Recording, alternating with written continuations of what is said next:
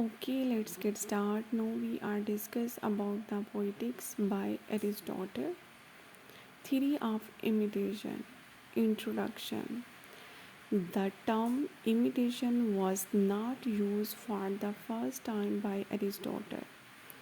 The term had already been used by Plato in his Republic, but Aristotle's use of the term is fraught with new dimension. He gave to it a greater precision of meanings and a greater scope. We have to see what Plato implied by the term imitation before we can realize how Aristotle enlarged its implications and meanings. Plato's idea of imitation. Poetry is twice removed from reality. Plato, in his Republic, had distinguished between the useful arts and the imitative arts. The useful arts, such as medicine and agriculture, serve our requirements. The imitative arts didn't have such a utility.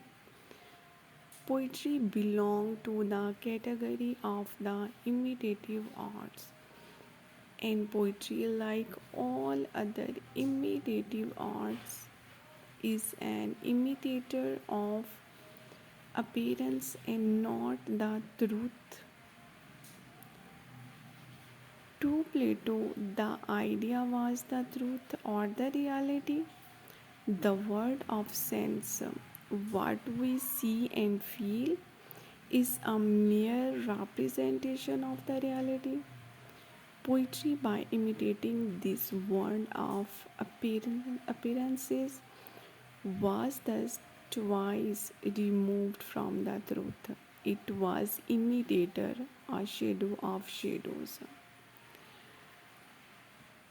A carpenter who makes a bed is working on the basis of his idea of a bed.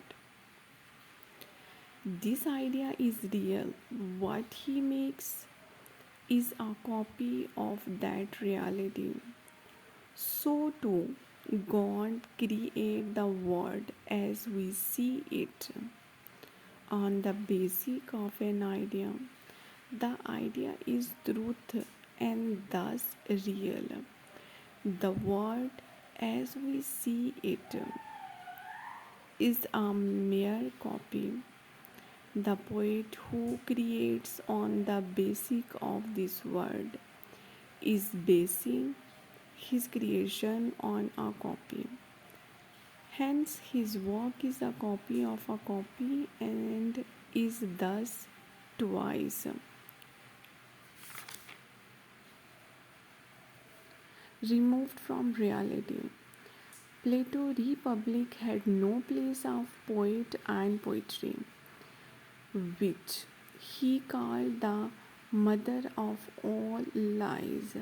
Yet one should remember that Plato rather served in dictums against poetry, and poet was made in a particular context, that of building an ideal state which disciplined citizens and statesmen.